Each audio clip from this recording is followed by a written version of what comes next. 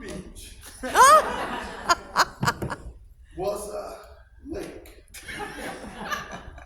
And it was 15 minutes away. So he didn't say Hebrew Beach though. He said, we have a lake that is right here near us. You can go to that. You can swim. You can whatever. And I said, oh, okay. And San Diego was 45 minutes away. And I was like, yes.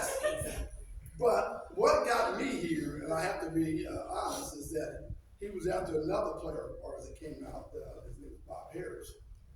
And, Bob said, hey, you need to look at this guy. So he got me, and I was playing football at the time. And I came out, but when I talked to him, he told me all this stuff. I'm like, oh, yeah. He said the weather out here was great and everything is good. I got out here with 128. I was so mad, I started telling them off and this and that. He said, it didn't get better. I said, well, where's the building? I'm from the city.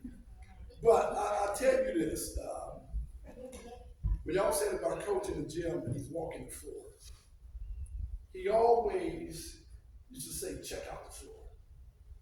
And we said, remember, I used to always walk around the floor. I go to each spot on that floor and know where I'm going to take my player as when I'm defending them, excuse me. And I want to make sure I drive that player to that area so that I know exactly what's going to happen so I can steal the ball and go do what I do. So everybody's like, how you always getting all these steals? Because I walked the floor for the longest time and want to check out every area because he told me that. If you want to be a good defensive player, you got to know the floor.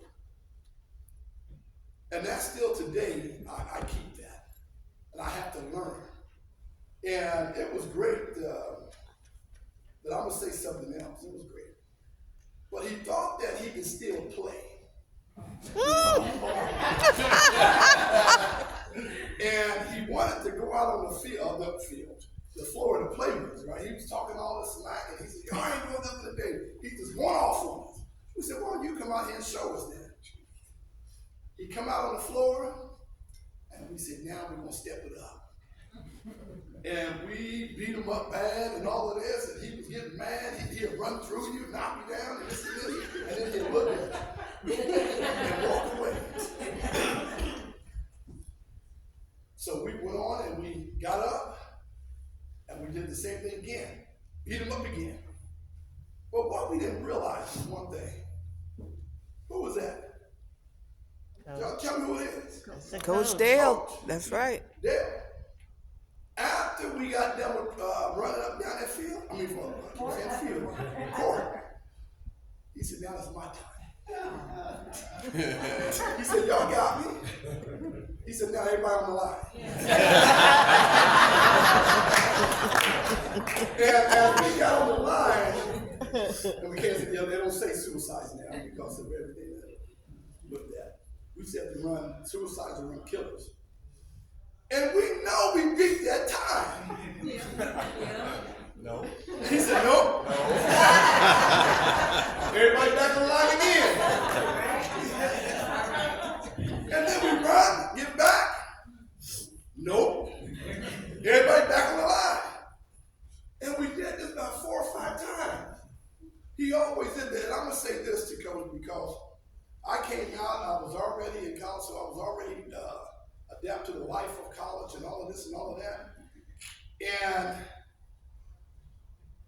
I really want to say this because I'm mad at 2 people in here. 2. And them 2 is something else. One is here. Go ahead and stand up. You come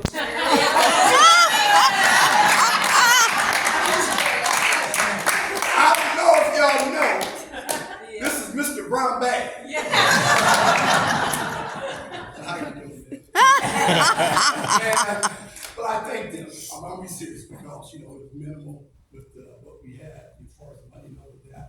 And I think about because you definitely was an impact on your family, Brenda, all of you. Because back then it was tough and we were starting really going with the foundation of the league. And we were starting to get out there. God because it really molded me into who I am today. And I'm gonna say this, because Coach Drew, you got the handle down out there, and you always call me and talk with me and this and that. I come out and talk to your team sometimes. We need to get back and get around IBC. Because IBC, I'll never forget when it was, what was the president, Garcia, she was out there. She wanted to come and help out or get a committee out there. I said, no, but I want to get on the committee. Is to try to get the things around the gym and then something to happen with the team out there because they got no support. And I said, that's what I want to do. I want to be a support. So I talked to her about an hour in her office. And she said, well, we'll see what we can do. I said, no, if you ain't going to do anything, then I don't want to do anything with IBC. And so that's how that went. But I wanted to say this, if I can say anything. Coach did everything. He set the foundation. We was the one that put the first banner up there.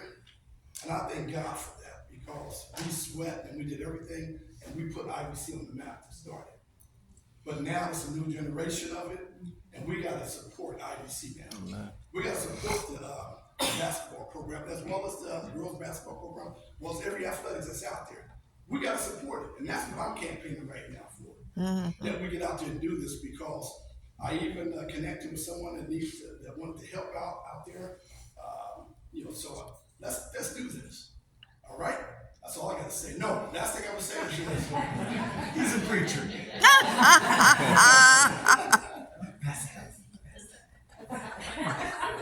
He didn't give me no money, y'all.